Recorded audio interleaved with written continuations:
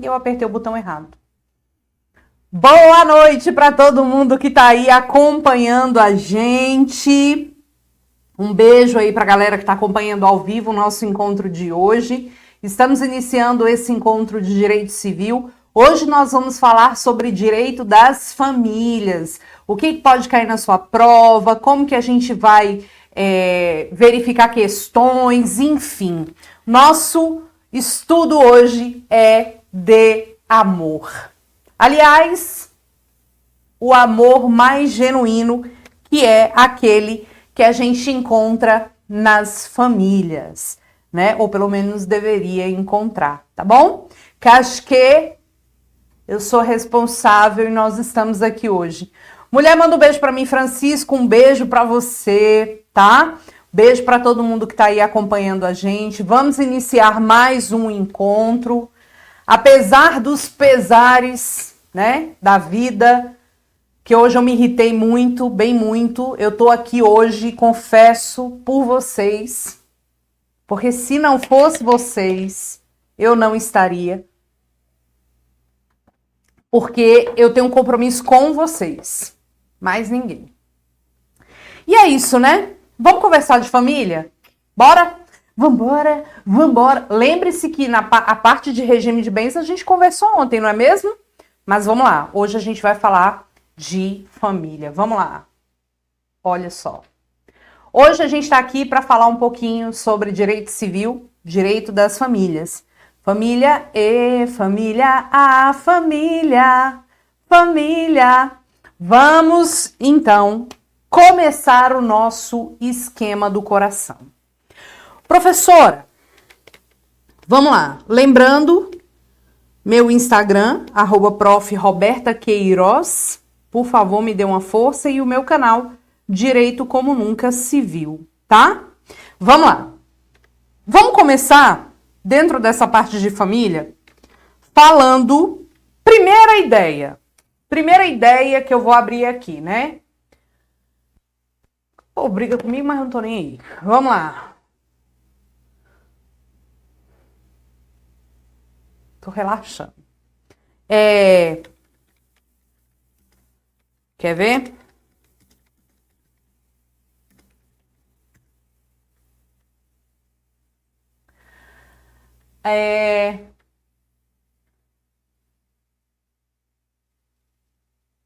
Eu não pedi pra nascer, eu não nasci pra perder, nem vou sobrar de vítima das circunstâncias. Eu tô plugado na vida, eu tô curando a ferida.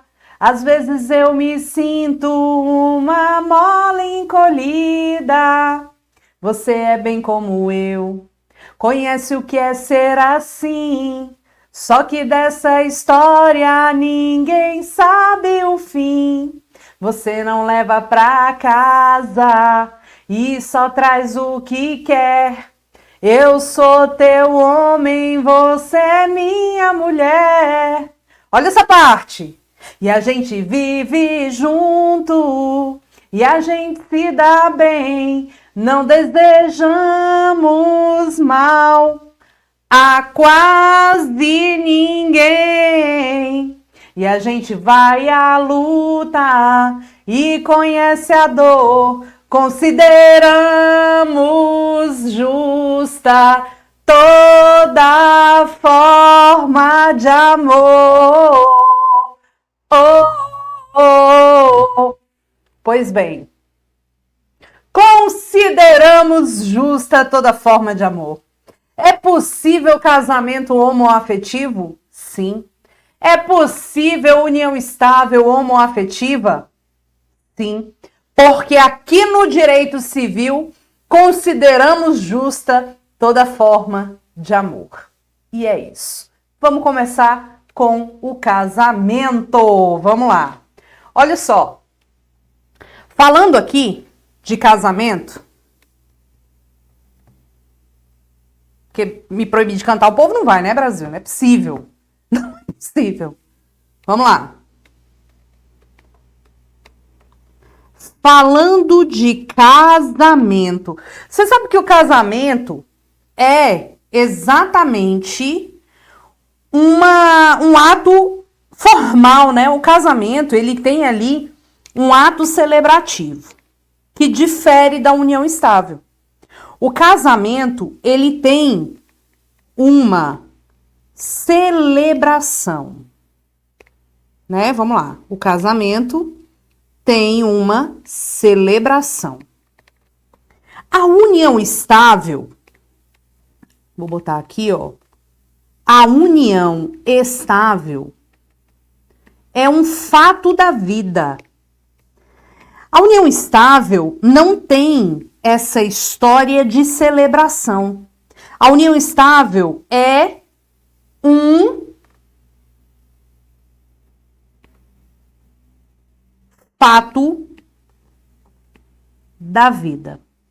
E é um fato da vida, gente, que surge da clara convivência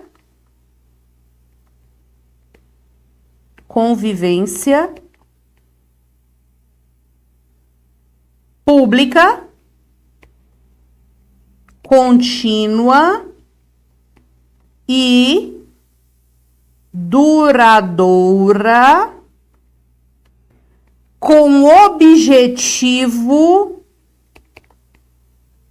de constituir, vou botar aqui, ó, de constituir família. Ah, professora, então surge. Então veja que a união estável ela surge de um fato, que é a convivência pública, contínua e duradoura com o intuito de constituição de família. Vamos observar o que a OAB gosta de perguntar? Precisa morar junto? Não. Precisa ter filho? Não. Precisa esperar um tempo mínimo juntos para caracterizar a união estável? Também não. Porque a união estável surge de um fato da vida, né? Surge de uma convivência pública, contínua, duradoura, com o intuito de constituição de família. Repito, não precisa morar junto, não precisa ter filhos e não é necessário aguardar um lapso temporal mínimo para caracterizar a união estável. Ponto. Agora vamos lá. Professora,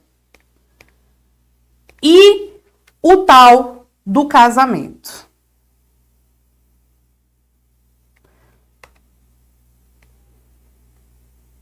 E o tal do casamento?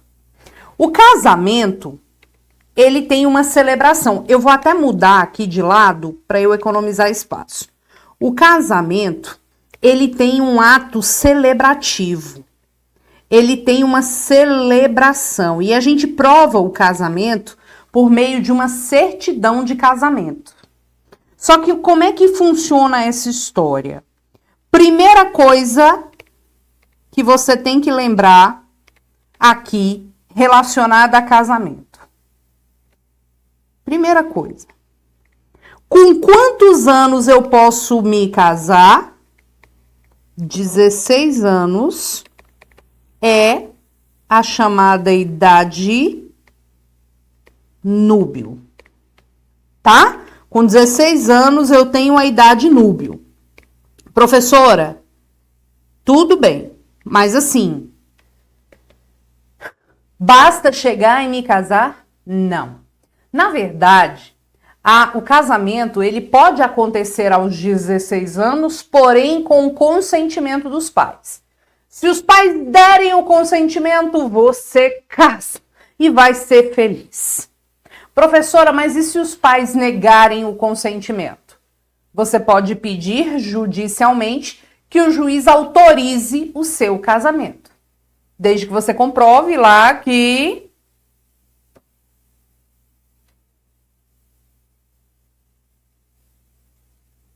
a negativa dos pais foi injusta. Cadê que eu esqueci o que eu ia falar aqui? Tá, professora, então tá. Casei com 16 anos, estou o quê? Emancipada. E quem vai tomar conta da minha vida agora sou eu. E agora, com 16 anos, casada, eu estarei morando na casa dos fundos do lote de meus pais. Agora eu tenho autonomia. Passa essa vergonha alheia no crédito e no débito. Casamento emancipa. União estável não emancipa. Tá? Casamento aos 16 emancipa. União estável aos 16, não. Agora, deixa eu te falar. Casou com 16, descobriu o inferno na terra, divorciou com 17. Volta a ser incapaz? Não. Não. Não volta a ser incapaz. E detalhe 2. Professora, casou com 16, divorciou com 17, não volta a ser incapaz. E a vida segue. E ele pode viajar? Pode. Pode casar de novo? Pode. Pode assinar contrato? Pode. Pode abrir conta no Banco do Brasil? Pode. A pessoa é capaz. E ponto final. Tudo bem? Tudo bem, prof, mas assim, me conta uma coisa. Com quantos anos pode casar qualquer pessoa? 16. Em nenhum caso será permitido o casamento de quem não alcançou a idade núbil. Em nenhum caso será permitido o casamento de quem não alcançou a idade núbil, que é aos 16 anos. Tudo bem? Beleza. Vamos lá. Então tá, eu caso com 16, aí eu vou bem lá, né? E observo que eu tenho que celebrar meu casamento. Só que antes da celebração, você vai ter que passar, antes da celebração, você vai ter que passar por um momento que se chama processo de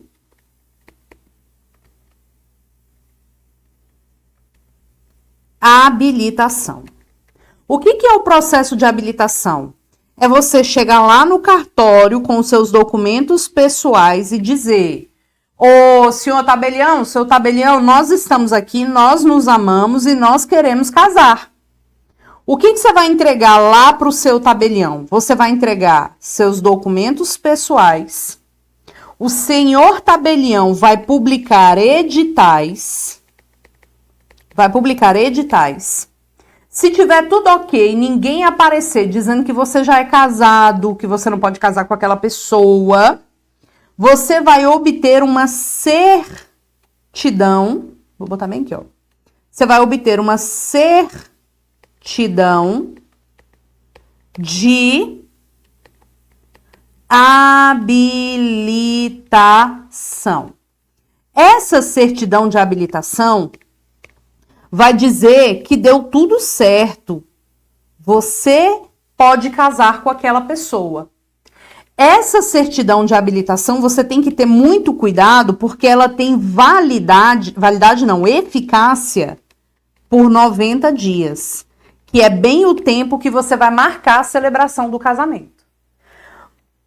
Obtida essa certidão, você vai pegar e vai marcar o quê? A celebração do casamento. O momento de dizer o sim. Vai pegar e marcar a celebração do casamento. Vamos só recordar um negócio aqui. Quando é que vai ser a celebração do casamento? Quando é que vai acontecer a celebração do casamento? Você tem 90 dias para isso, né? Você tem aqui, categoricamente, 90 dias para poder celebrar o seu casamento, que é o período de eficácia da certidão de casamento. Aí, você vai marcar a celebração. Essa celebração pode acontecer assim, ó.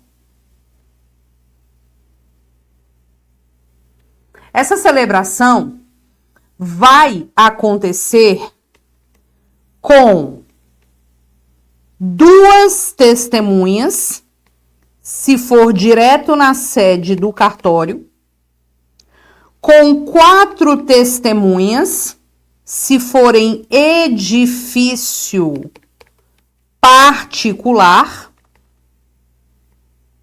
ou obrigatoriamente com 4 testemunhas, se qualquer dos cônjuges, dos nubentes, ainda não são cônjuges, dos nubentes, se não souber ler, não souber ou não puder naquele ato escrever. Tudo bem? Professora, essa celebração aqui, pode acontecer por meio de testemunha, não, de procuração? Tipo, eu tô bem muito que fora do Brasil e aí eu quero me casar. Mamãe, eu quero me casar. Pois, meu filho, você diga com quem? Eu quero me casar. E aí, eu não tô no Brasil. Eu posso passar uma procuração para a pessoa celebrar o casamento no meu lugar? Tipo, chegar lá e dizer o sim? Olha, não vai pegar meu boy não, viu? É só para dizer o sim. Por favor. Tá difícil de achar e tu vai ainda pega os outros? Pode. É possível casar mediante procuração? Sim. Isso aqui pode cair, tá? Tema cativo de prova. Eu posso casar mediante procuração? De boa. Desde que essa procuração seja por instrumento público, tem que ser uma procuração por instrumento público e com poderes especiais, tá? E com poderes especiais. Só que tem um detalhe. A certidão de habilitação tem eficácia por 90 dias. A procuração também. Olha que interessante, né? Bem correspondente mesmo o tempo aqui. Então, tem eficácia por 90 dias. Professora, eu posso revogar essa procuração? Claro que você pode revogar a procuração. É óbvio que você pode revogar a procuração. Vou até botar pra cá, ó. Porque eu tenho toque aqui, né? Vou botar aqui, ó. 90 dias. Você pode revogar essa procuração, tá? É possível revogar procuração. E se o casamento for celebrado com a procuração revogada, sabe o que este casamento é? Este casamento é anulável. Pois bem, dê print nessa tela, tá? Olha, enquanto o ladinho da união estável tá facinho, o tanto de regra para a celebração do casamento. Ok? Beleza. Professora, então tá. Eu quero que você me dê algumas informações importantes do casamento. Porque eu tô vendo aqui, ó, esse lado aqui, que é o lado do casamento, tem uma série de regras. Tem uma série de exigências. Primeiro eu tenho que entrar com processo de habilitação, depois eu faço a celebração do casamento, e pipipi, popopó. Eu quero saber se tem alguma flexibilização dessas regras. Tem. 2 hipóteses que podem cair na sua prova. Vamos lá. Olha só. 2 hipóteses. Deu print? 3, 2, 1. Vamos lá. 2 hipóteses que podem cair em prova. É possível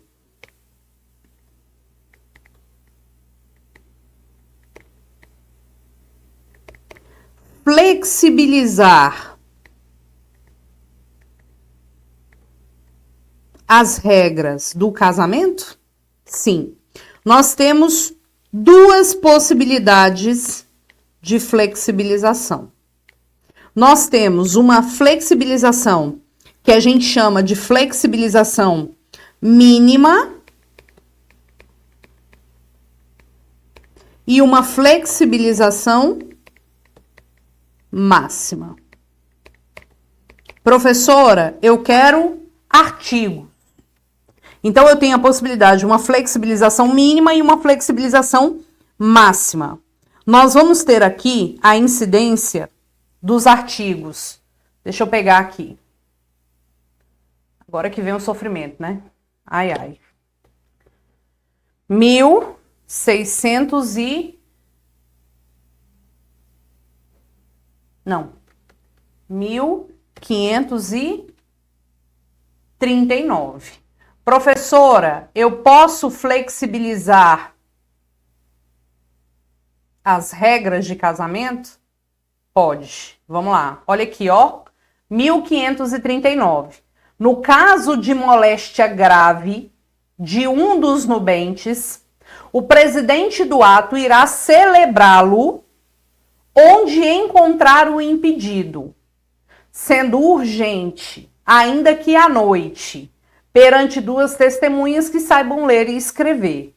O 1539 é uma flexibilização mínima mesmo.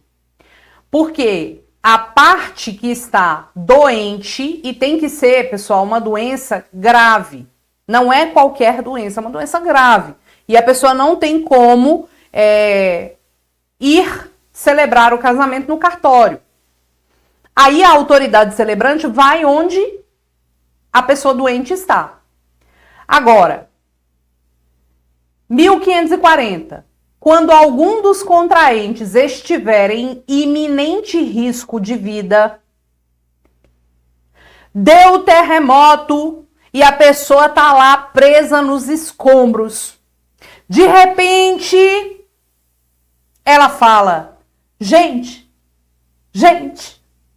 eu quero me casar, tô morrendo, Deus. Aí o povo, rápido, chama a pessoa. Aí chama a pessoa. E aí a pessoa vem. E aí os bombeiros falam: olha, não vai ter como tirar essa pessoa daí. Mas ela quer casar com você. Você aceita? Aí o outro que tá lá: aceito. Galera, vamos juntar 6 testemunhas e vamos celebrar esse casamento. Olha o que temos aqui. Quando algum dos contraentes estiver em iminente risco de vida, não obtendo a presença da autoridade a qual incumba presidir o ato, nem a de seu substituto, poderá o casamento ser celebrado na presença de 6 testemunhas, que com os nubentes não tenham parentesco em linha reta ou colateral até o 2º grau, irmão. Entendeu? Então, a gente tem aqui, pessoal, o quê? A gente tem aqui a flexibilização mínima, artigo 1539, e a máxima 1540. Roberta, por que é uma flexibilização mínima? Por que é uma flexibilização mínima? Sabe por quê? Porque, na verdade, quando você tem ali o casamento, no caso do 1539, em caso de moléstia grave, essas pessoas já estão habilitadas, não dá para a autoridade recebê-los, né? Não dá. E aí, a autoridade vai lá onde eles estão para celebrar o casamento. Então, a autoridade vai até o local do doente, do enfermo, com 2 testemunhas e celebra o casamento.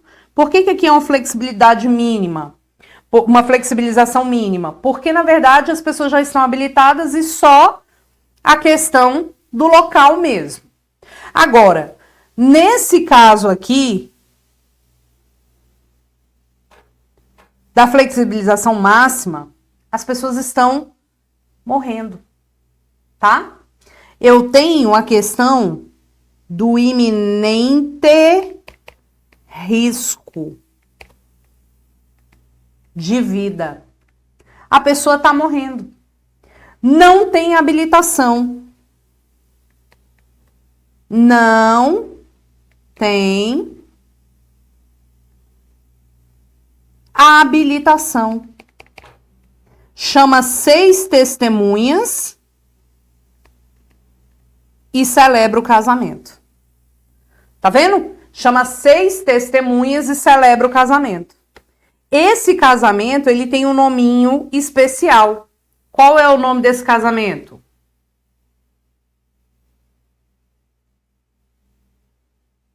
Qual é o nome desse casamento? Quem é que lembra? Fala!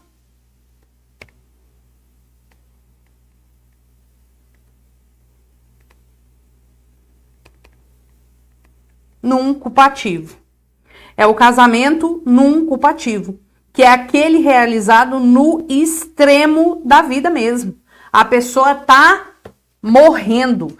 Tanto é que a gente chama também de casamento in articulo mortis ou in extremis vitae, na extremidade da vida. Deu print? Pois deu print. Professora, quero mais bizu de prova. Vambora. Você não pode confundir 3 situações para sua prova. Primeira situação. Vamos botar coração? Acho que hoje o amor deve prevalecer em nossos corações. 3 informações. Ai, não gostei. Não gostei. Asmei.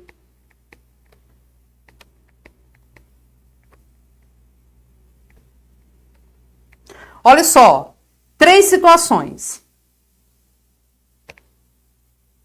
Nós vamos ter aqui que memorizar a ideia do que é um casamento nulo, um casamento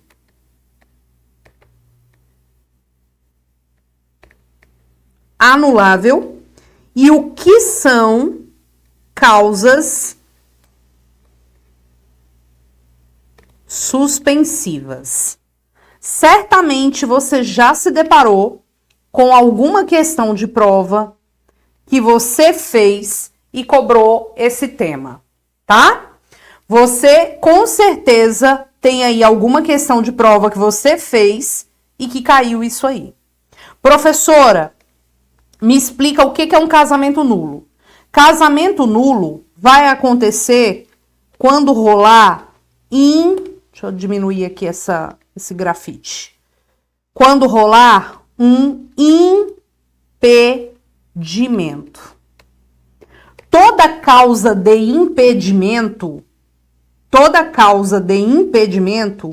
consta no artigo 1521. Tá? 1521. Aqui é muito, muito grave. Tanto que se você casa mediante violação dos impedimentos, é possível uma ação declaratória de nulidade. E quem é que pode ajuizar essa ação? Qualquer pessoa ou até mesmo o Ministério Público. E essa ação ela é imprescritível. Tá, professora, mas quais são as causas de impedimento? São pessoas que realmente, real, oficial, não podem casar. Vamos aqui. Olha aqui o que nós temos. Artigo 1521. Vamos voltar aqui. Olha lá. Não podem casar ascendente com descendente, pai com filho, seja parentesco natural ou civil, os afins em linha reta, adotante com quem foi cônjuge do adotado e o adotado com quem foi do adotante, os irmãos unilaterais ou bilaterais e demais colaterais até o terceiro grau, inclusive, o adotado com filho do adotante, as pessoas casadas, o cônjuge sobrevivente com o condenado por homicídio ou tentativa de homicídio contra o seu consorte. Então, essas causas aqui, vou subir aqui, são causas de impedimento. Se você casa violando as causas de impedimento, esse casamento, ele é o quê, Brasil? Ele é um casamento, o quê? Nulo. Então, você precisa ter cuidado com as regras de casamento nulo, tá bom? Agora, eu quero que você tenha uma atenção especial. Eu vou até fazer um negócio aqui diferente, tá? Peraí que eu tô arrumando aqui o material, peraí.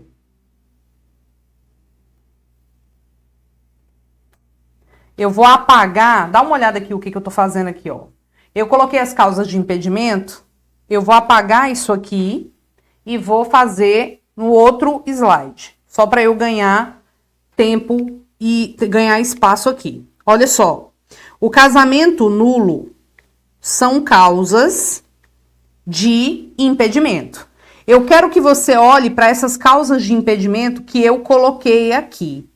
Em especial, as que eu vou até aumentar aqui a letra, porque isso aqui cai muito, então eu quero dar uma atençãozinha especial a essa parte aqui, tá? Vamos lá. Então, olha só, tá aqui as causas, tá? De impedimento. Não podem casar. Bem óbvio, Brasil, na fila do pão aqui. O pai com o filho, seja parentesco natural ou civil. O que é um parentesco civil? Por exemplo, a maternidade, a paternidade socioafetiva, a adoção, tá? Os afins em linha reta, sogro, sogra, enteado, enteada. Você não pode casar. Lembra que o povo fala, sogro e sogra é pra sempre. É só aqui, tá? É só aqui, tá bom? O adotante com quem foi cônjuge do adotado e o adotado com quem foi do adotante. Os irmãos, você não pode casar com o irmão. Os demais colaterais até o terceiro grau. Ou, você não pode casar com o irmão, mas quem são os colaterais até o terceiro grau? Tio com sobrinho. Tio com sobrinho pode? Pode. Pode. Tio com sobrinho pode. Que é o chamado casamento avuncular. Professora, tio com sobrinho tá dizendo aqui, não pode. Mas tem um decreto-lei 3.200, lá da década de 40, que fala que se houver um exame médico atestando que esses dois estão em sanidade mental para casar tio com sobrinho, e também os filhos não vão nascer defeituosos, pode casar, tá? Então tem que ter um exame. Professora, posso casar com meu cunhado? Pois muito que bem, se você separar, né, de você, pode. Pode. Não pode sogro, sogra, enteado, enteada. Tá? O adotado com o filho do adotante. Pessoas casadas. Aqui, eis uma informação importante. Pessoas casadas não podem. Professora, você não precisa nem falar isso. Calma. Preciso. O cônjuge sobrevivente com o condenado por homicídio ou tentativa de homicídio. Essas causas de impedimento são aplicáveis à união estável. Olha como você vai observar agora que cai em prova. Aplicável à união estável. Ok? Essas causas são aplicáveis à união estável. Todas as regras de casamento nulo são aplicáveis à união estável. Quem não pode casar não pode constituir união estável, tá? Mas cuidado com a pessoa casada. Pô, professora, que é isso? Que absurdo! Cuidado com a pessoa casada. A pessoa casada que esteja separada de fato, a pessoa casada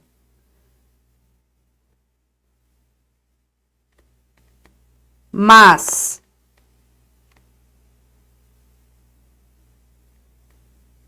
separada de fato, pode encontrar o novo presente de Deus e viver uma união estável.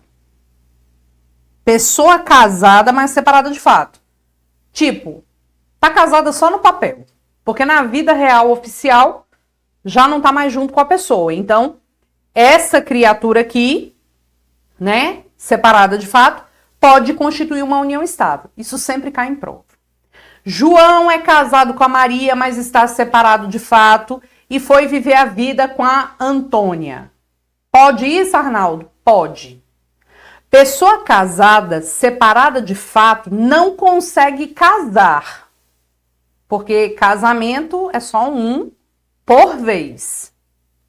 Mas não consegue por uma mera formalidade. Porque existe ainda uma certidão de casamento. E eu só consigo dar baixa na certidão de casamento ou pela morte ou pelo divórcio. Ou se o casamento for nulo ou anulável. Então, tem que ter cuidado. Se ela está casada, ela pode separar de fato e viver uma união estável. Ela não consegue casar, porque casamento só depois do divórcio. Ok? Então, isso aqui é tema muito, muito de OAB, tá bom? Muito, muito de OAB. Professora, e o que é esse tal desse casamento anulável? O casamento anulável é aquele casamento que viola as regras do artigo 1550. E é cabível uma ação anulatória. Professora, eu vou anular o casamento porque eu quero. Não é uma causa grave como o casamento nulo. O casamento anulável eu estou anulando porque eu quero. Simplesmente porque eu quero. Tá? Porque existem situações que dá para anular. Vocês vão entender agora quais são os casos. Para quem não completou a idade núbio, só que aqui, como a legislação mudou, né, e de fato a gente tem agora um impedimento para esse casamento de pessoas com menos de 16 anos, essa regra aqui é uma regra meio letra morta, tá bom? Meio letra morta. Mas quem não completou a idade núbio, de menor sem consentimento dos pais, tá vendo que são causas mais leves? Por vício de vontade, e aqui a gente tem a possibilidade do erro essencial sobre a pessoa ou a coação, alguém que ameaçou o outro para casar, da pessoa incapaz de consentir,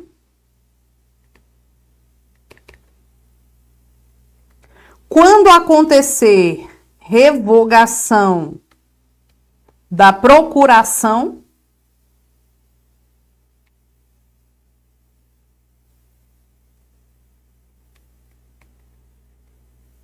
não posso casar por procuração? Ou quando for caso de incompetência da autoridade celebrante. Só que, como é uma ação anulatória, vou só ajeitar aqui o negócio. Como é uma ação anulatória, vou botar mais para baixo aqui as causas suspensivas. Como é simplesmente anulável, tem prazo para anular, porque a gente sabe que toda demanda anulatória tem prazo para ajuizamento da ação anulatória. E esse prazo é sempre de decadência, ou seja, passou o prazo, você perde o próprio direito. Professora, quais são esses prazos?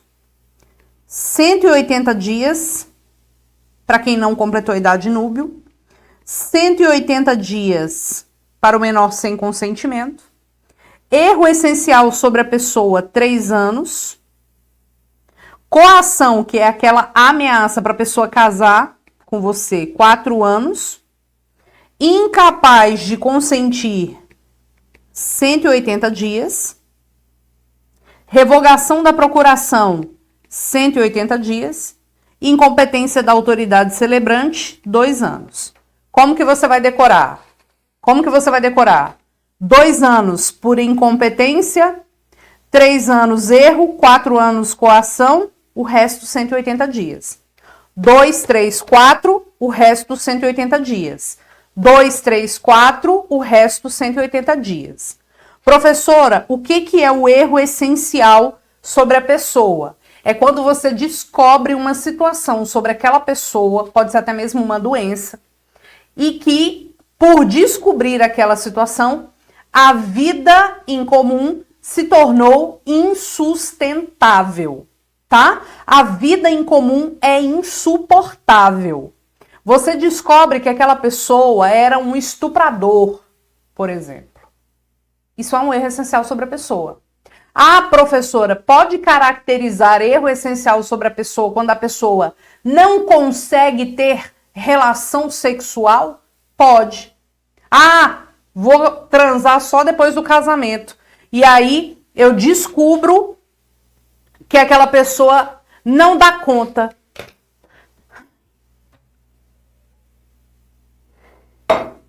Não consegue.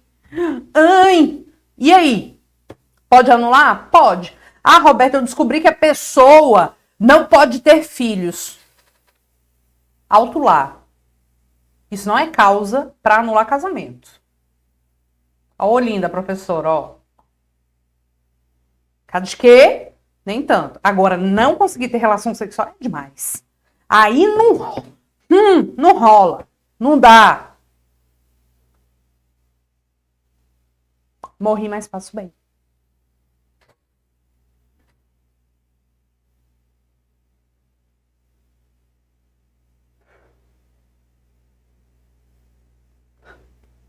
Tô nervosa. Vamos lá.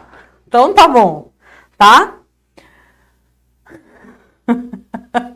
Vamos lá. Então tá bom, beleza. Esses são os casos de anulabilidade, tá bom? As causas suspensivas, elas não geram invalidade do casamento, gente. Causa suspensiva consta no artigo 1523. Elas não invalidam o casamento, tá? 1523. Ah, gente, eu queria casar, sabia? De novo. Eu já fui casada, não deu certo, tem 10 anos que eu já separei, 11 anos, sei lá. Mas eu queria casar de novo. Tá tão difícil. As causas suspensivas, elas não impedem o casamento, tá? O casamento é de boa. Elas são previstas apenas para evitar uma confusão. Professora, casamento por si só já é sinônimo de confusão, mas não, é uma confusão ou patrimonial ou uma confusão tipo sanguínea, tá? Só que essa questão da confusão sanguínea é uma confusão assim que hoje em dia já deu para resolver o negócio. Olha aqui os casos de causa suspensiva. Não deveriam casar, mas se quiser, vai na fé. O viúvo ou a viúva que tiver filho do cônjuge falecido, enquanto não fizer o inventário dos bens do casal e der partilha aos herdeiros. Porque, tipo, você tá lá viúva, aí tem um bando de filho, aí já quer casar, aí vai misturar o bem... Espera aí, né, Brasil? Deixa a fila do coleguinha andar primeiro. Resolve esse problema aí desse inventário primeiro. Ah, não, mas eu amo, que é meu presente de Deus. Então tá, vai casar, mas vai ter um negócio...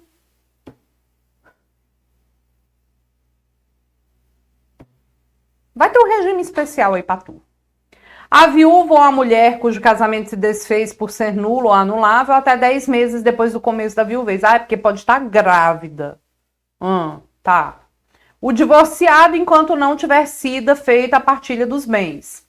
O tutor ou curador e os seus descendentes, ascendentes, irmãos, cunhados ou sobrinhos, com a pessoa tutelada ou curatelada, enquanto não cessar a tutela ou a curatela e não estiverem saudadas as respectivas contas. Achei que tava mostrando aqui, ó. Tá? São os casos, então, de situações que geram causas suspensivas. Professora, a causa suspensiva não impede o casamento. Não impede. Apenas impõe o regime de separação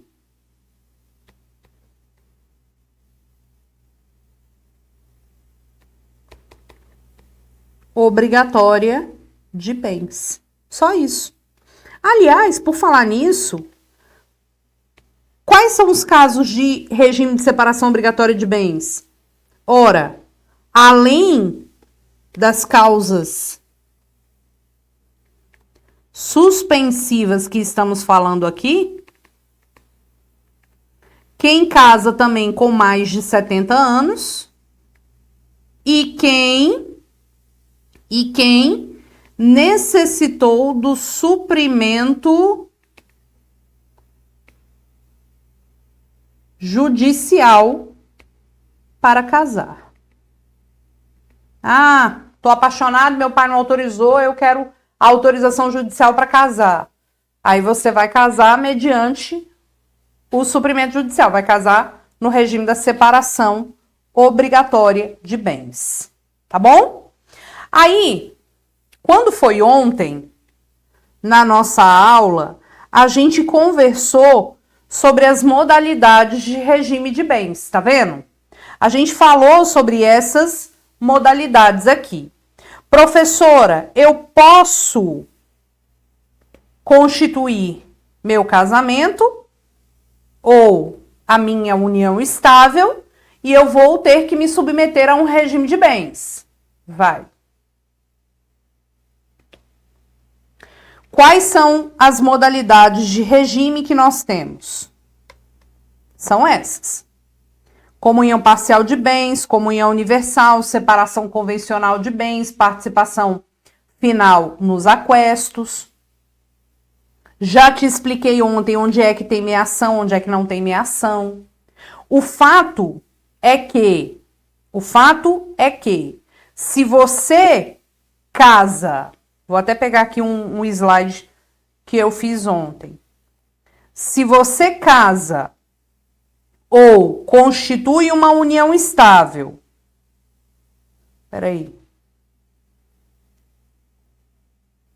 Se você casa ou constitui uma união estável e não fala qual é o regime que você quer, a regra é que você se submeta à comunhão parcial de bens, que é o regime que a gente chama de regime o quê, pessoal? Supletório. Agora, se você quiser uma comunhão universal, uma separação de bens, uma participação final nos aquestos, você tem que fazer uma escolha expressa. Na união estável, essa escolha vai acontecer por meio de um contrato. A lei não fala de maiores formalidades, mas o casamento vai ter que ser um pacto antenupcial. E esse pacto antenupcial, que coisa, né? Horrível isso que eu fiz. Esse pacto antenupcial, aqui, obrigatoriamente, vai ter que ser feito por escritura pública, sob pena de quê? Sob pena de ser considerado nulo. E, para que ele produza efeitos, deve acontecer a celebração do casamento. Senão, ele não produz efeitos. Caiu numa prova da OAB, mais ou menos assim. João e Maria, muito apaixonados, resolveram se casar. Fizeram um processo de habilitação, tudo bonitinho, e ainda fizeram o pacto antenupcial por escritura pública e escolhendo o regime da separação de bens. Lá pelas tantas, João ficou doente e o casal resolveu não mais celebrar o casamento. Foram viver a vida em união estável e viajar pelo mundo celebrando o amor. 10 anos depois, o João chega para Maria e fala: Maria, meu amor, não pense que lhe quero mal, apenas não te quero mais. Aí a Maria fala: poxa vida, e agora? Como faremos a partilha dos bens? Aí o João fala: que partilha? Eu tenho aqui em minhas mãos um documento assinado por você lá no cartório, que diz que a gente escolheu o regime da separação convencional de bens. Está tudo no meu nome, então, portanto, tudo é meu. Maria, linda e calmamente, com a caneca que foi furtada do ex, ficou de indenização pelo término, que eu já imaginava que ia acontecer. Maria, bem muito calma, tomando o seu chá. Fala: João, meu amor, não pense que lhe quero mal, apenas quero o que é meu. Porque, meu querido, a lei fala que o pacto antinupcial tem que ser feito por escritura pública. Ok, fizemos, então, portanto, é válido. Mas, meu querido amor, meu querido ex-amor, só queria que tu soubesse o quanto eu sofri esses 10 anos ao seu lado. Porque você é uma pessoa insuportável, mas eu resisti. Contudo, este pacto antenupcial, mesmo sendo válido, ele nunca produziu efeitos, porque nós nunca casamos. E no silêncio de um contrato de convivência, o regime é da comunhão parcial de bens. E tudo que foi adquirido onerosamente na constância do casamento, ainda que esteja em seu nome, meu querido, é nosso.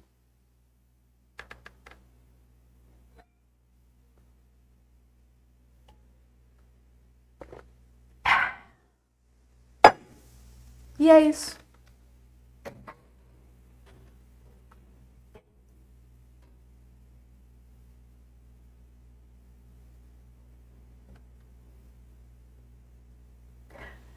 Ex-amor, queria que tu soubesse o quanto eu sofri por ti.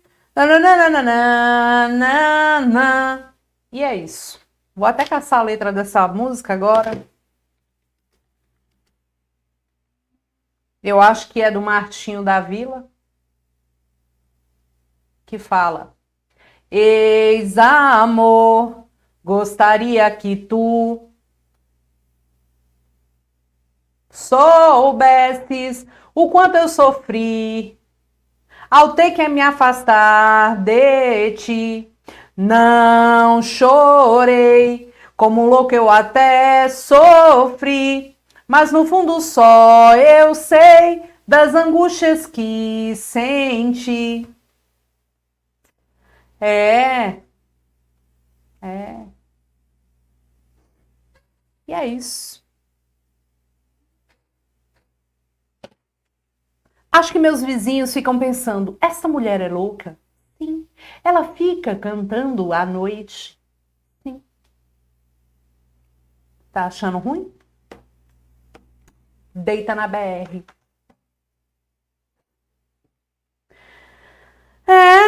Paula Bratschkilut. Se até a professora tem saudade do ex. Quem foi que disse que eu tenho saudade do ex? Eu não tenho. Depende do ex, né, Brasil? Porque tem ex. Professora, casa comigo. Estamos falando de qual modalidade de regime de bens?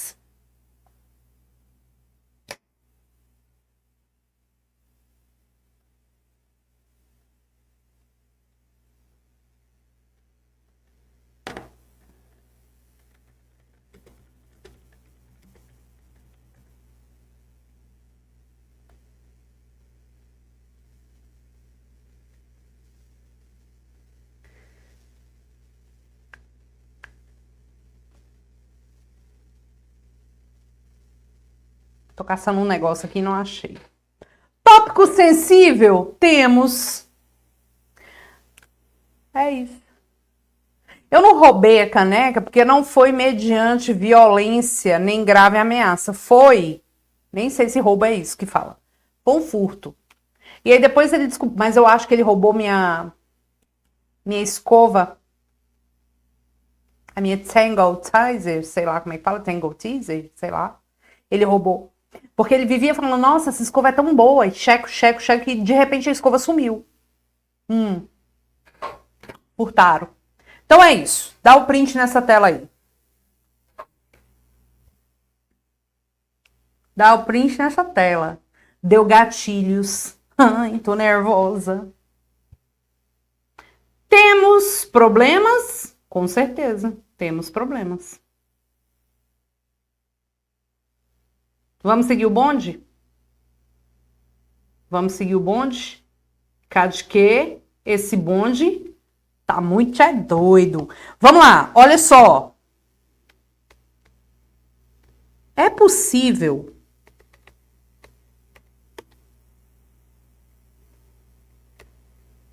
alterar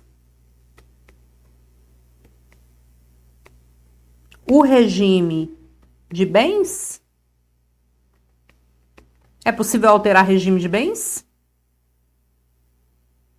E aí? É possível? É possível alteração de regime de bens, tá? Só que deixa eu te falar. É possível alterar mediante pedido judicial, ou seja, vai ter que ser uma ação judicial, tá? Mediante pedido judicial feito por ambos os cônjuges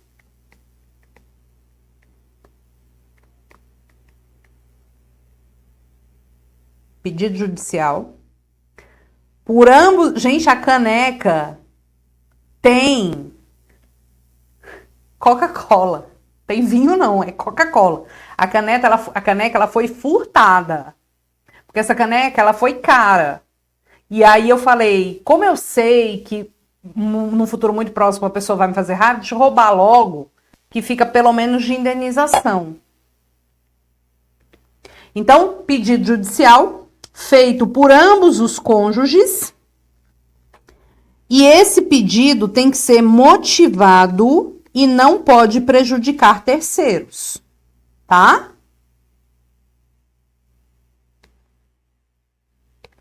Não pode prejudicar terceiros.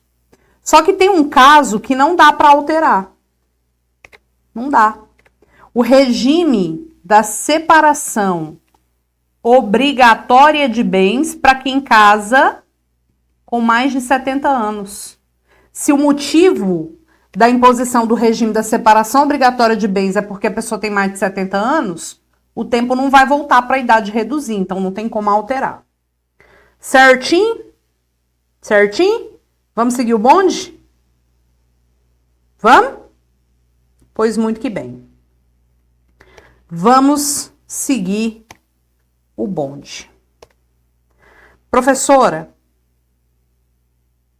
eu ainda tenho medo do que pode cair em prova, principalmente em relação a um tema chamado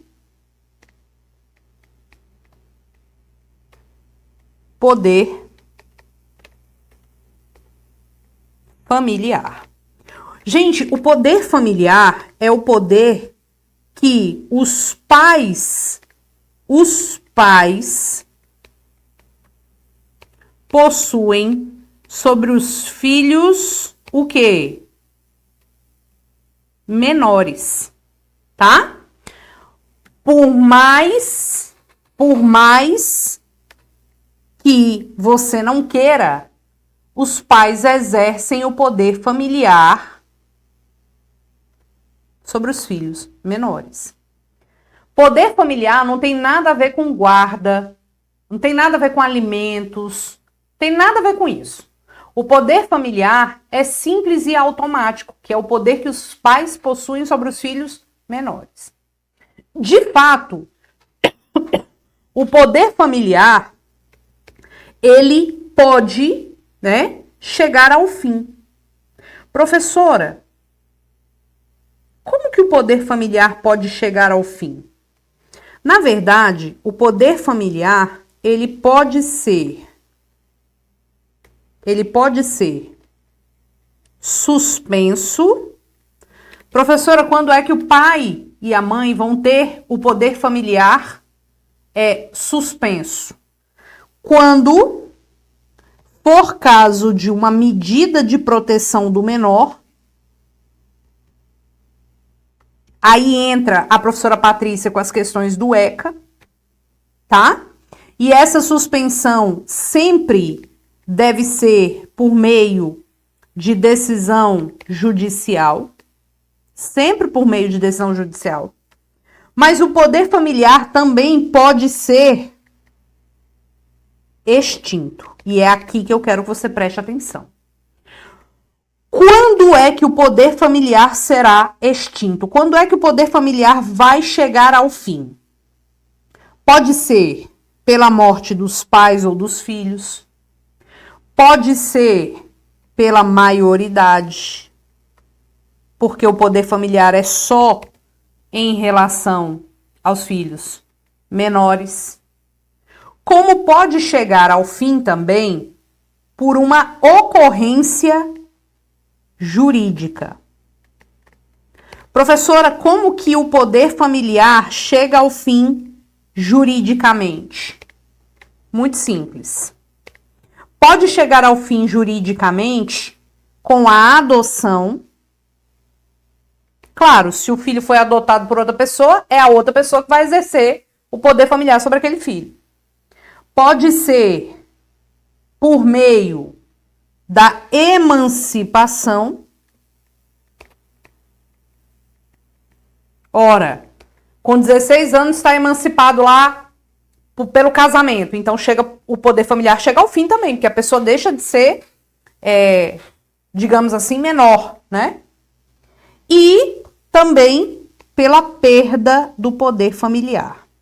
E é essa perda que eu peço licença a você para falar agora, porque é essa perda que pode ser cobrada na sua prova.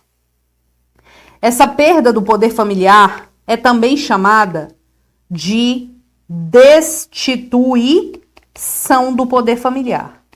E a destituição do poder familiar somente pode acontecer nas hipóteses elencadas no artigo 1638 do Código Civil e mediante decisão judicial em uma ação de destituição do poder familiar. É isso aqui que eu preciso que você tenha o máximo de atenção, o máximo do máximo de atenção agora. Tá? A destituição do poder familiar já foi cobrada em prova. Na prova de civil, não foi na prova do ECA, não. Porque as situações do 1638 são extremamente importantes. Extremamente importantes. E eu vou te mostrar agora. Olha lá. 1638. Olha lá. Perderá sempre por decisão judicial. Então não é o MP que decide, não é o delegado que ordena, é por ato judicial. O poder familiar. O pai ou a mãe que castigar imoderadamente o filho, deixar o filho em abandono, praticar atos contrários à moral e os bons costumes, incidir reiteradamente nas faltas previstas no artigo antecedente, que são essas faltas aqui, ó. Faltar os deveres inerentes aos filhos, arruinar o bem do filho, tá?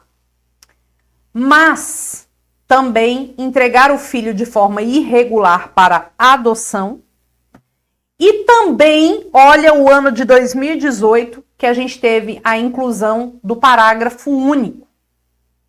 Praticar contra outrem igualmente titular do mesmo poder familiar. Homicídio, feminicídio, lesão corporal de natureza grave ou seguida de morte, quando se tratar de crime doloso envolvendo violência doméstica e familiar ou menosprezo ou discriminação à condição de mulher. Violência doméstica gera a perda do poder familiar. Estupro ou outro crime contra a dignidade sexual sujeito à pena de reclusão. Praticar contra filho, filha ou outro descendente. Homicídio, feminicídio, lesão corporal de natureza grave ou seguida de morte, quando se tratar de crime doloso envolvendo violência doméstica e familiar ou menosprezo ou discriminação à condição de mulher. Estupro de vulnerável ou outro crime contra a dignidade sexual sujeito à pena de reclusão. Então, muito cuidado, porque esses são os casos de violência doméstica e outros atos que podem ensejar em perda do poder familiar. Certa vez caiu no exame de ordem assim: João e Maria possuem 3 filhos, 2 menores e 1 maior. João praticou violência doméstica contra a mãe desses filhos. Podemos afirmar que João perderá o poder familiar em face de todos os filhos? Não. Por que que não? Por que que não? Porque, categoricamente, apenas 2 filhos são menores. E você só perde o que você tem. Você só perde o que você tem. E você só tem poder familiar em relação aos filhos menores. Então, não caia neste peguinha de prova. Permaneça muito atento a isso, tá? Poder familiar você só vai perder quando em relação aos filhos que sejam menores, tá bom? Professora, mas assim, conceitua para mim aí o poder familiar. São direitos e deveres que os pais possuem em relação aos filhos menores. É o poder de organizar a vida do filho, administrar os bens do filho, tomar as decisões sobre o filho, qual a religião que ele vai seguir, qual colégio ele vai estudar, né? Quais as atividades ele vai fazer, etc. Tudo bem? Então, muito cuidado, certo? Quando os pais Preste atenção agora. Quando os pais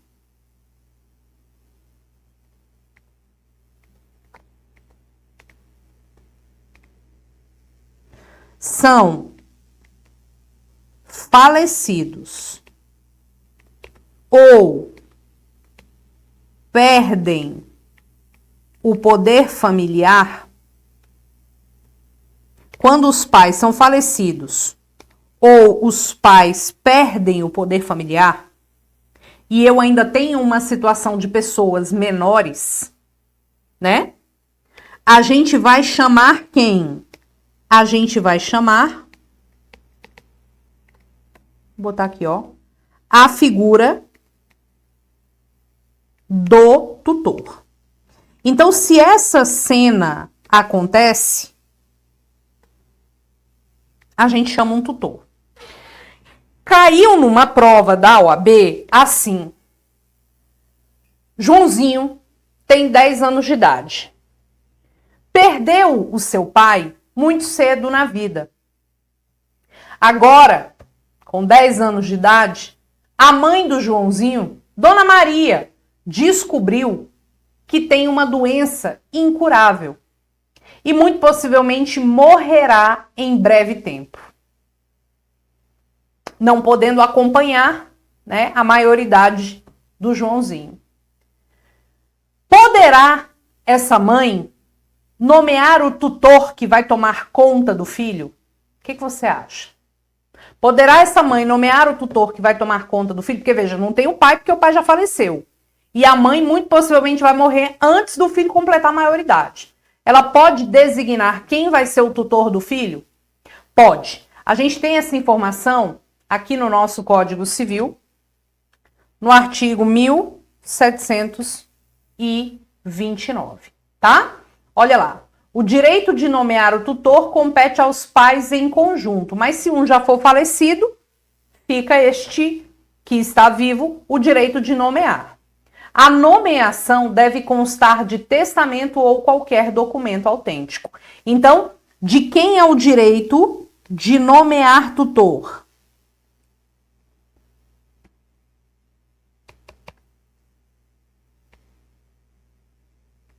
O direito de nomear é dos pais, que poderão fazer de duas formas. Ou por um testamento, mas isso não quer dizer que essa pessoa inexoravelmente vai ser o tutor, o juiz tem que decidir. Ou por qualquer outro documento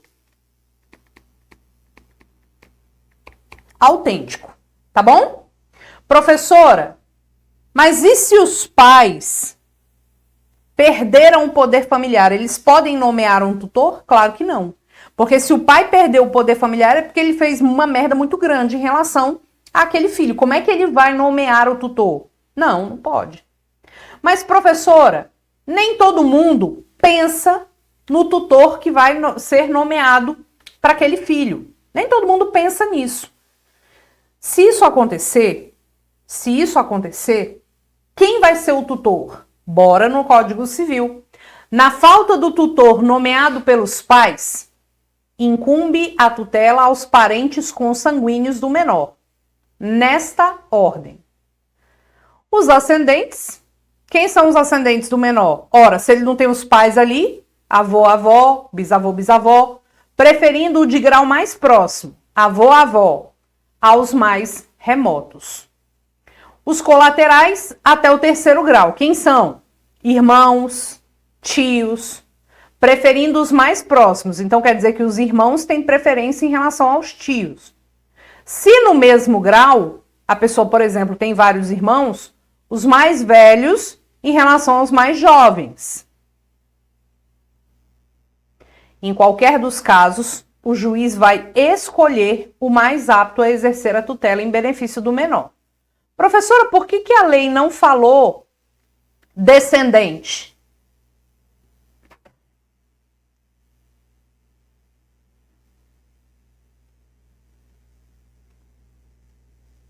Por quê? Porque, gente, é um menor que não tem o poder familiar sobre si. Como que um outro menor, porque descendente desse menor só pode ser mais menor ainda, né? Como que um mais menor ainda vai tomar conta do menor? Não dá. Mas, professores, se não tiver ninguém, aí o juiz nomeará alguém idôneo e residente no domicílio do menor. Tá bom? Então, beleza. Professora, e se forem vários irmãos órfãos? Nós vamos ter a designação de um só tutor para todo mundo. Tá bom? Então, beleza. O direito de nomear é de quem? Dos pais. Certo? Isso aqui já caiu em prova também. Professora, o que mais que nós vamos saber? Como é que a gente chega para o cônjuge no casamento e fala, não te quero mais, por meio do divórcio? Aí eu quero o divórcio. Divórcio não se pede e não se concede. Divórcio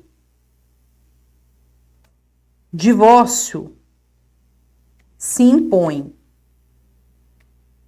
Divórcio se impõe. Primeiro, tem prazo? Divórcio tem prazo? Não tem mais prazo. Antes tinha. Ai, eu quero casar. Casei. E uma semana depois eu não quero mais não, quero divórcio. Pode? Pode. Aí vem e você aparece na novela. Então não vou te dar o divórcio. Para com essa vergonha no crédito. No... Meu amigo, para você, não tem essa história. Divórcio não se pede. Divórcio não se dá. Divórcio se impõe. Quero divórcio. E acabou. Divorciado. Eterno. E é isso.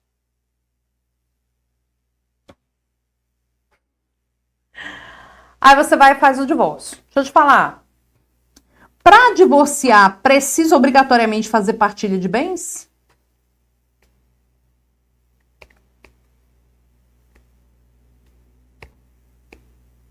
Você pode deixar a partilha para depois, tá? Não precisa obrigatoriamente a partilha. Você pode pegar e fazer essa partilha de bens. Pode ficar para depois, não tem problema nenhum. Tá? Beleza. Beleza. Deveria ter uma garantia em 7 dias. Se der defeito, não quero mais. Tipo compra de internet, bem que podia. Bora fazer um projeto de lei para isso? Casei, 7 dias, deu ruim, devolvo. Não quero mais. Ah, meu Deus. Pode isso?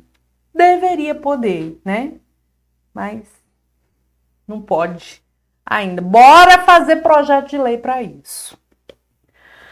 Mas, e na união estável, hein, meu povo brasileiro?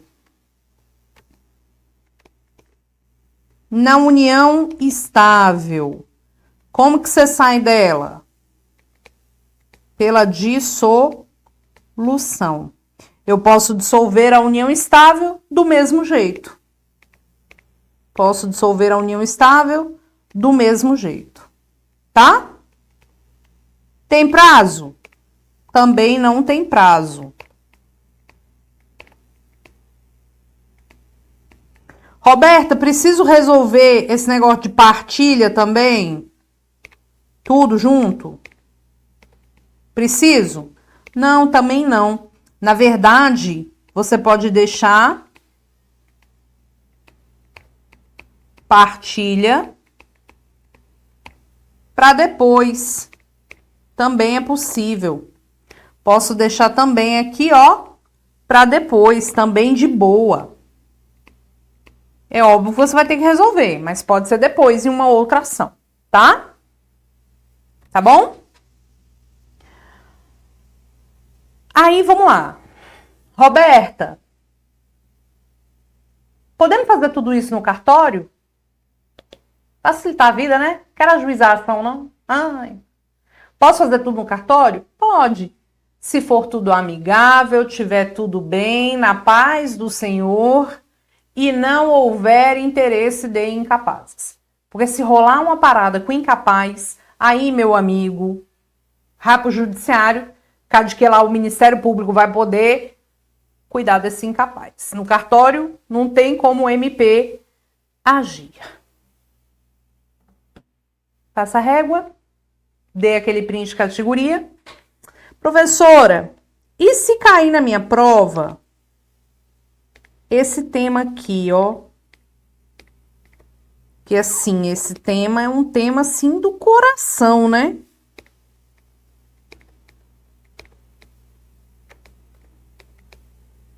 E se cair essa história de alimentos, prof? Quando cai alimentos, pode cobrar de você as seguintes possibilidades.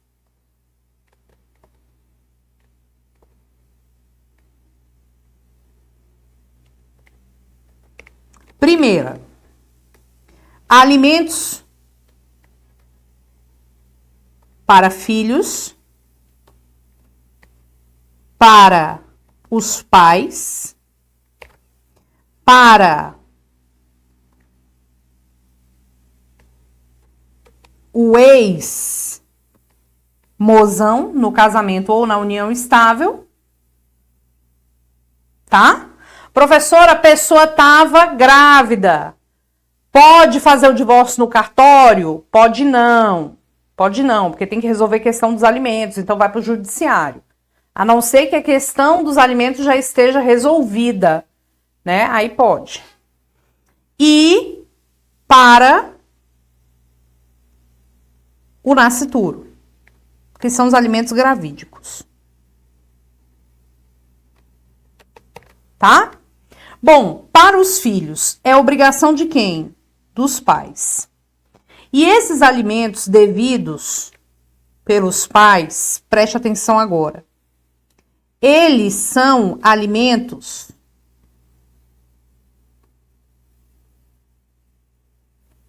divisíveis. O que é isso? Se o menino tiver 10 anos de idade, por exemplo, e precisa de 5 mil reais para viver por mês. Porque você sabe que os alimentos não é só para comida, né? É educação, lazer, cultura, tudo. As roupas, medicamento, plano de saúde, escola, tudo. Dentro da possibilidade dos pais, óbvio. Ninguém pode viver uma realidade que não condiz com a realidade dos pais. Toda criança mereceria, sim, viver a melhor vida possível. Mas nem sempre é a realidade dos pais. Então, cada um com seu cada um, cada qual com seu cada qual. São divisíveis. Então, vamos lá. Geralmente, quando a gente está falando de alimentos, já é uma situação que os pais não convivem juntos. Ou porque nunca conviveram, ou porque divorciaram, ou terminaram a união estável, enfim. Divórcio dos pais não aumenta nem diminui poder familiar. Continua sendo igual. Mas é óbvio que a gente vai ter que resolver com quem que o menor vai ficar. Se o menino precisa de 5 mil para viver, a mãe vai arcar com 2.500, o pai vai arcar com 2.500. Ou o pai com 2.500 e o outro pai com 2.500. Ou a mãe com 2.500 e a outra mãe com 2.500. Porque pode. Agora, sempre verificando o binômio necessidade, possibilidade. Aí a gente tem que lembrar de duas coisas. Se os pais não tiverem condições, a gente pode acionar os avós, tá? São os alimentos avoengos. Os alimentos avoengos, a gente lembra da súmula 596 do STJ. Alimentos avoengos são sempre complementares,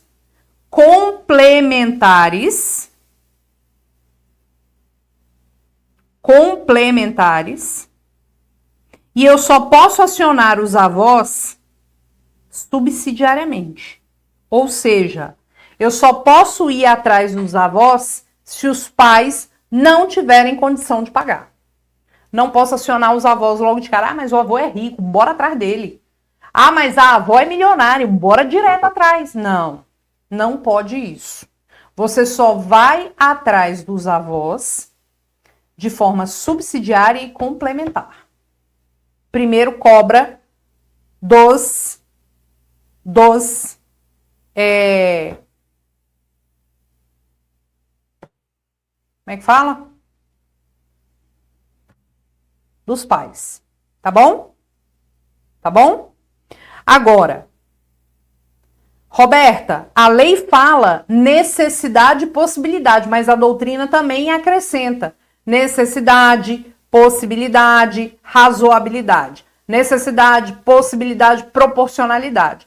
Pode ser que se o pai tiver uma condição melhor, ele possa arcar com um pouquinho mais, tá bom?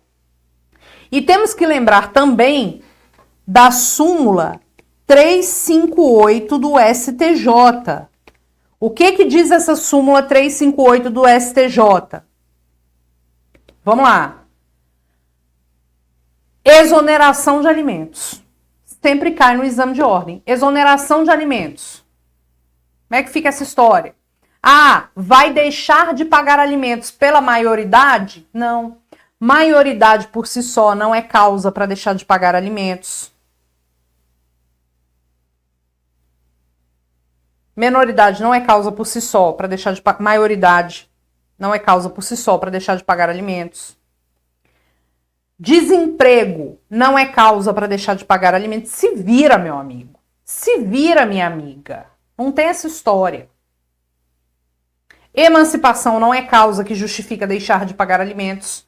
Porque para você deixar de pagar alimentos, deve haver o contraditório. Eu preciso de uma decisão judicial garantida o contraditório.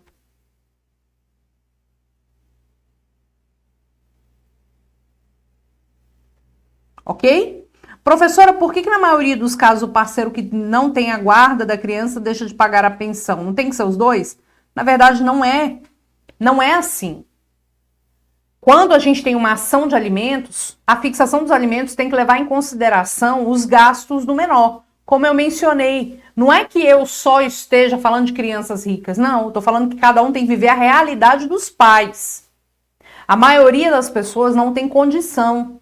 Essa é a verdade do nosso Brasil, né? Então, os alimentos são fixados de acordo com a realidade do menor. Se o menor precisa de R$1.000 na totalidade dos seus gastos, um vai pagar 500 e o outro 500. Quem tem a guarda tem que arcar com 500. E quem não tem, arca com 500 também. Professora, a guarda vai ser fixada como? Nós temos 3 tipos de guarda: compartilhada, unilateral, alternada. Existem outros tipos, a doutrina menciona, mas na prova cada um, na prova vai ser cobrado cada modalidade prevista em lei. Então são essas basicamente 2 possibilidades. A guarda compartilhada é a regra no direito civil. Só que muita gente acha que quando fixa a guarda compartilhada é causa para deixar de pagar alimentos. Não, Brasil. Porque na guarda compartilhada, o menor tem um lar de referência. E geralmente, quem está com o lar de referência é quem acaba pagando as contas do menor. A escola, o plano de saúde, o judô, né? O inglês, para quem tem essas possibilidades. Para quem não tem, também tem a administração, tem o material escolar para comprar, tem a creche para pagar, tem a escola para pagar, tem os gastos. A guarda alternada é aquela, a guarda unilateral, perdão, é aquela que cada um fica, na unilateral é assim, o lar de referência com um, pega finais de semanas alternados, né? Final de semana com um, final de semana com outro, assim. A guarda alternada, ela é dividida matematicamente, semana com uma semana com outra, uma semana com uma semana com outra. Essa guarda não é tão usual e não é tão indicada. Mas qual que é a guarda preferencial do atual sistema? Compartilhada. Compartilhada. Isso caiu recentemente em exame de ordem. Guarda compartilhada. Guarda compartilhada significa que vai deixar de pagar alimentos porque é compartilhado? Não. Vai continuar pagando alimentos. Professora, os alimentos devidos aos filhos são fixados. Tem uma idade? Em tese, não tem uma idade previamente fixada. Porque completar 18 anos não significa que vai deixar de pagar alimentos, principalmente se a pessoa estiver ainda numa idade escolar ou de formação, né? Que é a faculdade, etc. E por isso, pode ser que o filho seja também deficiente e precise continuar pagando alimentos. Então, se até os 18 anos os pais pagam alimentos por conta do poder familiar, a partir dos 18 pode ser pela solidariedade que rege a relação familiar, né? O princípio da solidariedade familiar, uns pelos outros. Aliás, o pessoal está colocando aqui. Professora, fixa em quantos por cento? Depende, né? Depende. Quantos filhos a pessoa já tem, se não tem outros filhos. E quando a criança escolhe o mais rico? Geralmente a criança, ela é um ser interesseiro. Às vezes está com a mãe, ou está com o pai, mas aquele que tem a guarda é quem vai forçar a fazer o dever de casa, quem vai forçar a ter rotina, quem vai forçar o alimento saudável. Aí, durante o final de semana, que é onde está o legal, né? Vamos tomar sorvete, vamos assistir filme, vamos dormir tarde, vamos acordar tarde. Quem geralmente tem a visita, que vai ficar com a parte legal, às vezes o filho começa a ter mais preferência por essa pessoa, né? Mas a opinião do filho é levada em consideração, não é uma regra fixa, mas é levada em consideração a partir dos 12 anos, quando ele já consegue emitir ali uma opinião sobre aquilo. Mas, de qualquer forma, nessas demandas, o juiz sempre tem o apoio do psicossocial forense, o menor vai, né, ser ouvido, enfim. Mas vamos lá. Quando os alimentos são devidos para os pais, aí são os filhos que estão pagando, né? Os filhos que estão pagando. Os pais podem precisar dos alimentos. Aliás, nas audiências de alimentos, quando os pais ficam lá brigando para não pagar alimentos ou para reduzir os alimentos, eu sempre falo, hoje você paga para os seus filhos, amanhã são os seus filhos que vão pagar para você. E eles vão querer pagar o mínimo possível, assim como você está querendo. Ou, se você der o suporte adequado a seu filho, lá na frente ele aprendendo que é isso que se faz, ele vai querer te dar o suporte adequado também. Pense nisso, porque o hoje é reflexo para o amanhã. E aí os pais ficam pensativos, né, reflexivos. Porque pode ser que uma hora os pais precisem dos alimentos para os filhos, dos filhos. E aí a gente tem a mesma regra. São divisíveis. São divisíveis. Então, se a pessoa tem ali 4 filhos, os 4 filhos serão responsáveis pelo pagamento dos alimentos. Né? Os 4 filhos serão responsáveis pelo pagamento dos alimentos. Mas, professora, tudo bem, os 4 filhos serão responsáveis pelo pagamento dos alimentos. Mas se esse pai ou essa mãe for idoso,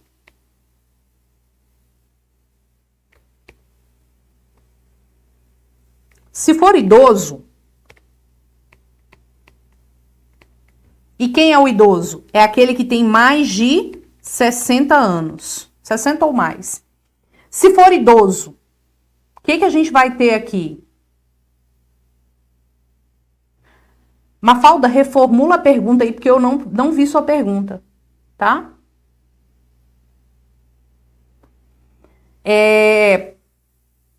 O idoso. Quando se trata de idoso, a obrigação é solidária. O que é uma obrigação solidária? Todo mundo pelo todo. Então, se o idoso é que está precisando de alimentos, a gente tem que facilitar a vida do idoso. Se não é idoso e precisa dos alimentos, então, vamos lá, o seu João tem 50 anos de idade, não é idoso. E ele tem 4 filhos. E ele precisa de R$2.000 para viver a vida.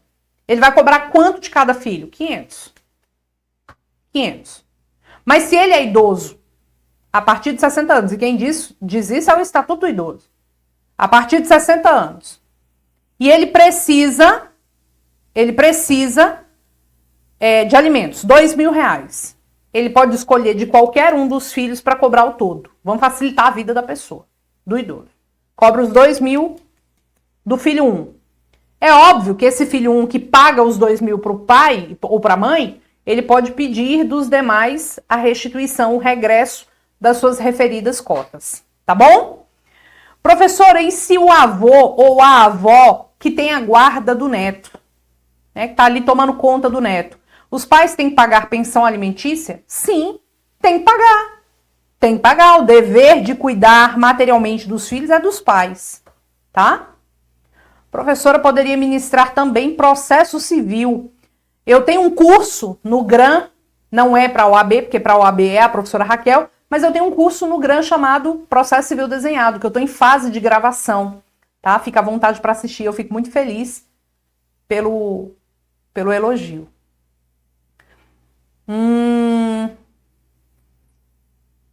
Idoso não é doença, pode trabalhar, depende da situação, tá?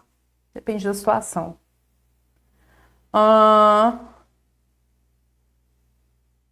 Estatuto do Idoso é o que fala isso, tá bom?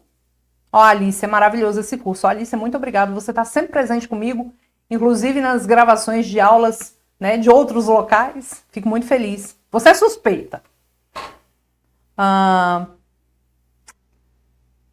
perda do poder familiar não retira a responsabilidade de pagar alimentos. Nem pode, né? A depender do contexto, nem pode. Por quê? Porque senão a pessoa faria de tudo para perder o poder familiar, para se libertar dos alimentos. Não vai, Brasil. Não vai. Vamos lá. Professora, e os alimentos devidos para o ex?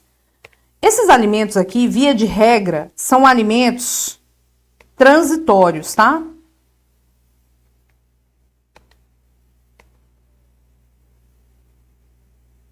Geralmente, quando uma pessoa está divorciando ou está ali, né, dissolvendo a união estável, o povo fica rindo sozinho. Aliás, deixa eu fazer meu... Olha o caminhão da aprovação passando na sua rua para te convocar a ser aprovado ou aprovada no exame de ordem. Ê, Brasil! Vamos lá. Acordou? Espero que sim. Deixa eu te falar, são alimentos transitórios. Quando você está lá divorciando ou dissolvendo a união estável, aí você precisa de um apoio para seguir a vida. Porque às vezes, gente, a vida familiar é uma vida... Cada um tem ali, sabe onde o calo aperta. E aí, às vezes, um cuida da família, do lar, enquanto o outro trabalha e mantém. Aí, de repente, do Neida, a pessoa chega e fala, não te quero mais. Segue tua vida. Aí o outro se vê naquela situação. E agora? O que eu vou fazer? Gente, essas situações são muito comuns. Muito comuns.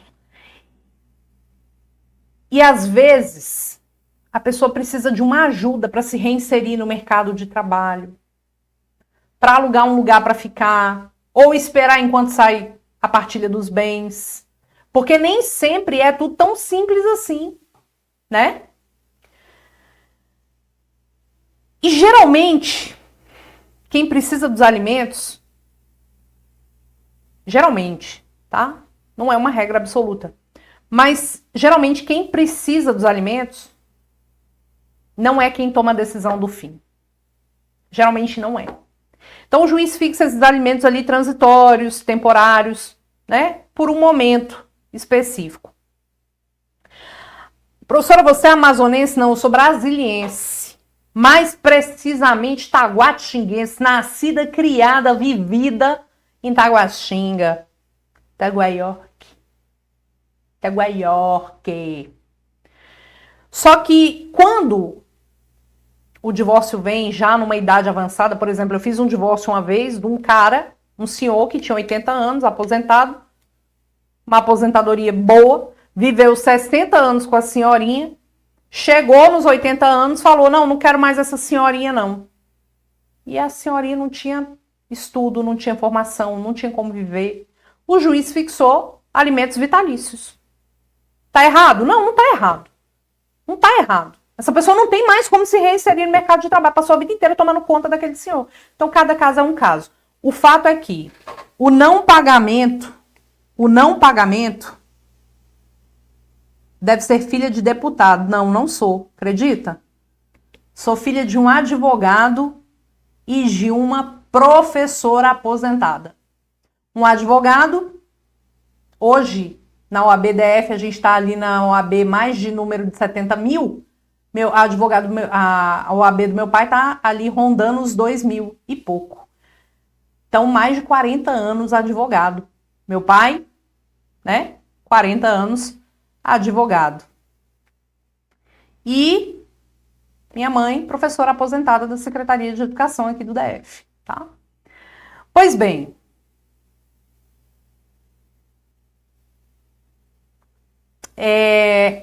esses alimentos de um cônjuge para o outro, não cabe prisão civil pelo inadimplemento, tá? Não cabe prisão civil pelo inadimplemento, tá bom? Minhas aulas de processo civil estão na plataforma do GRAM, processo civil desenhado, lá para concurso público. Professor, e os alimentos gravídicos? Os alimentos gravídicos, como o próprio nome já diz, são devidos, né, nessa condição de gestação. E são devidos com base em indícios de paternidade. Professora, não é obrigatório fazer o exame de DNA intrauterino? Não. É com base em indícios de paternidade. Ah, professora, jantar romântico. Ah, tá aqui, né, a pessoa. Hoje tem, Brasil. Vai ter cabaré essa noite. Postou no Instagram. Aí daqui a alguns meses aparece ali a gestação, o nascituro. Posso ajuizar ação de alimentos gravídicos? Pois muito que bem. Professora, mas sem a certeza de que é o pai? Meros indícios. Professora, e se não pagar, vai preso?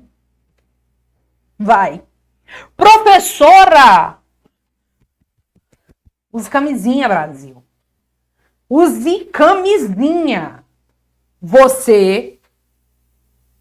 E o dever de ter a camisinha não é só do homem, não, é da mulher também. Você evita o nascituro, que não tenha sido programado, óbvio, e evita os alimentos gravídicos. Professora, e se nascer e ficar comprovado que não era o pai, fez exame de DNA e não é o pai, pode pedir de volta?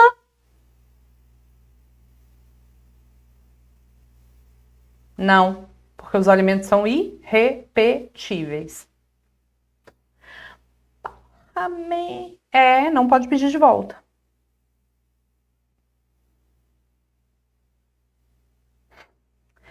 Brasil, até aquela noitada ali que você vai ali, tchuplaf, tchuplef, tchupluf, pode sair caro pra tu, viu? Manda um beijo pra Poços de Caldas. Um beijo, Paola Maduro. A camisinha sai bem mais barata, com toda certeza, e ainda evita doenças. E no SUS ainda sai de graça. Perdeu o Playboy. Pois é. Então cuidado com isso, tá? Cuidado com isso. Cuidado com a questão dos alimentos gravídicos. Pode ser cobrado em prova também. São fixados com base no indício de paternidade. Porque, afinal de contas, carregar na barriga é possível só para a mãe. Mas o dever dos exames, de uma vida intrauterina digna, não é dever só da mãe, doutores. A mãe não faz sozinha. A mãe não faz o menino sozinha, não faz o menino com o dedo. Não faz. Precisa do pai. Então, o pai também tem o dever de manutenção de uma gestação saudável. Tá? Professora, vem para BH. Estarei em BH em novembro na Conferência Nacional da Advocacia. Você pode participar. Participe, vai ser maravilhoso, tá? Não tem regresso nos alimentos. Não tem regresso nos alimentos. Os alimentos são irrepetíveis, são incompensáveis. Por exemplo, tá o pai e a mãe, Juninho e Cleitinha, já estão ali, né? Manifestando a fome, tá? Imagina você que o pai paga R$1.000 de alimentos por mês. Aí, bem no dia da visita do menino com o pai, lá no final de semana, o pai fala assim, vai jogar bola, menino. Aí o menino tá lá jogando bola, tchuplaf, tchupluft, quebra a vidraça do vizinho. Aí o pai liga pra mãe e fala assim, ó, seguinte é esse. O menino veio esse final de semana, quebrou a vidraça do vizinho, eu tive que pagar R$500 para consertar. Então, vou fazer o abatimento aqui dos alimentos devidos deste mês. Ao invés de pagar R$1.000, eu vou pagar só 500. Pode não, Brasil. Alimentos são incompensáveis. E o prejuízo é teu, meu querido. O prejuízo é teu. Sinto muito. Tá devendo R$1.000 de alimentos. Neide, um beijo pra você também que tá sempre comigo, viu? Professora, outro caso aqui também bastante interessante. Geralmente é assim, né? Acontece. Acontece nas melhores famílias.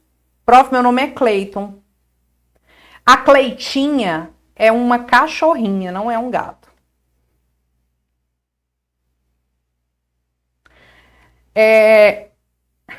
Põe o nome de Enzo. Não educa não pra tu ver o que vai acontecer. Olha só que interessante. Imagina você que João chegou pra Maria e falou, Maria, eu te amo tanto, te amo tanto, te amo tanto, que inclusive eu vou assumir esse filho que tá aí na sua barriga. Mesmo não sendo meu. Vai nascer tendo um pai. Aí nasce o menino e coloca o nome de Joãozinho. E o menino cresce reconhecendo o João como pai. Quando o menino completou 5 anos, o João chega para Maria e fala, Maria, não pense que lhe quero mal, apenas não te quero mais e também não quero mais esse menino, porque ele não é meu filho. Quero que tire meu nome do registro. Não fala registro, não. Fala não, fala registro. Tire meu nome do registro. Ê, Brasil! O que o juiz vai falar? Amigo, pai não é quem faz, é quem cria. Você pode até achar o pai biológico e adicionar o nome dele também na certidão de nascimento do Joãozinho. Porém, contudo, todavia, meu querido, uma vez fixado o vínculo de afetividade, você é pai socioafetivo. E pai socioafetivo, ou até mesmo mãe socioafetiva, é para todos os efeitos jurídicos, inclusive para alimentos. E é isso. Professora, quando você vem para Recife? Estarei em Recife dia 15 de julho, tá? Dia 15 de julho eu estarei em Recife. Vou levar meu pai e minha mãe para passear. E eles gostam de ir todos os dias no Rio Mar. Tu acredita? Todo dia a gente vai almoçar no Rio Mar, gente. Todo dia, todo dia, todo dia. A partir do dia 15 de julho, se vocês encontrarem um velhinho com uma bengala, andando num carrinho motorizado, atropelando todo mundo no shopping Rio Mar e eu correndo atrás, pois muito bem, é meu pai. É meu pai. E meu sobrinho todo dia querendo aquele algodão doce, que é R$20 daquela maquininha que sai um algodão doce de flor. Sou eu comprando para criança. Vai eu, minha irmã, meus 2 sobrinhos, filhos dela, meu pai e minha mãe. RS, você vem quando me chamar e me der uma casa para ficar. Aí eu vou. E é isso, né, meu Brasil? Beijo para vocês. Terminamos mais um encontro de direito civil, direito das famílias. Estamos aí, né? Maranhão, pois eu vou. Professora, quando teremos sua visita em São Paulo? Em breve. Em breve. Meu aniversário, Josiane. Parabéns, Josiane. Um beijo para você, viu? Aliás, dia 9 de julho, no dia da prova, vai ser o meu aniversário, Brasil. Meu aniversário. BH, você virá em que data, professora? Na data da conferência. Eu acho que eu saio daqui de Brasília dia 24 de novembro, eu acho. Não me recordo. Beijo para vocês. Amo vocês. Muito, muito, muito. Estamos juntos, firmes no propósito. Nosso próximo encontro é sexta-feira, às 9 horas, com Direito das Coisas. Bora conversar sobre as coisas? Bora! Beijo, beijo, beijo. Volta a tela, professora, para os prints. Volto. Vamos aos prints. Gente, hoje a gente falou muita coisa, né? Olha aí. Dá o print aí. Professora, faz a prova comigo. Vê lá se a FGV faz a prova em dupla. Que eu faço. Joinville, um beijo. Vai dando print aí, Brasil. Fabi, um beijo. Já passei, professora. Fabiana, um beijo, parabéns. Jonathan, aniversário dia 8 de julho. Canceriano também, sofredor. Né? Carente. A gente é carente. A gente sofre, a gente chora, a gente faz drama. Mas somos o melhor signo para casar, para namorar. Nós somos família. Professora, escolhi segunda fase. Adivinha por quê? Porque civil é melhor que penal. E você tem eu também, né? Vai dando print aí na tela, hein, Brasil? Roque Gonzalez, um beijo, viu? Pra galera aí. Daiuze Ribeiro, um beijo. A letra da prof é demais. Pois é, minha mãe me botava pra fazer caligrafia todo dia. Somos sentimentais. Sentimental eu sou demais. Aliás, vamos terminar cantando uma música? Essa música é de Calbi Peixoto, né? Sentimental de Calbi.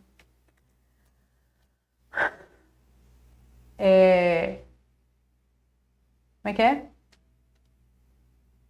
Peraí, deixa eu achar a letra da música. Vocês conhecem Calbi Peixoto, gente? Porque vocês, né, esse povo novo, não conhece. Como é que é?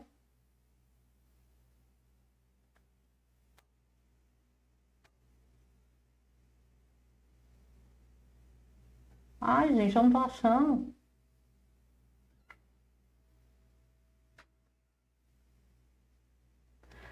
Sentimental demais. Como é que é? Ah, não, é Altemar Dutra. Sentimental eu sou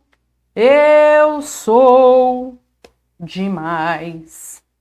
Eu sei que sou assim, porque assim ela me faz. As músicas que eu vivo a cantar tem o sabor igual. Por isso é que se diz como ele é sentimental. O povo que tem os pais antigos aí, véi, lembra, né, dessa música. Romântico é sonhar, eu sonho assim, cantando estas canções pra quem ama igual a mim. E quem achar alguém como eu achei, verá que é natural ficar como eu fiquei, cada vez mais sentimental. Olha que lindo! E quem achar alguém como eu achei, verá que é natural ficar como eu fiquei, cada vez mais sentimental. Ê, o povo do bolero, da seresta. Sou eu, gente, porque eu tenho uma idade mental e um gosto musical de 85 anos. Sou eu. Jalva, um beijo pra você, que hoje é seu aniversário. Roberta, acho que você não gosta de Minas. Tem 2 anos que eu estou no Gran e você não fala comigo. Marilza, um beijo pra você. Meu amor, continue com a gente no Gran sempre. Beijo, gente. Nelson Gonçalves. Amanhã, sexta-feira eu canto Nelson Gonçalves. Professora, você pode casar comigo? Posso. Auditório, qual é a música? Gente, beijo pra vocês. Fiquem com Deus. Boa noite. Tenham uma noite incrível. E vamos seguir. Porque aqui, não gostei, eu asmei. Beijo, tchau.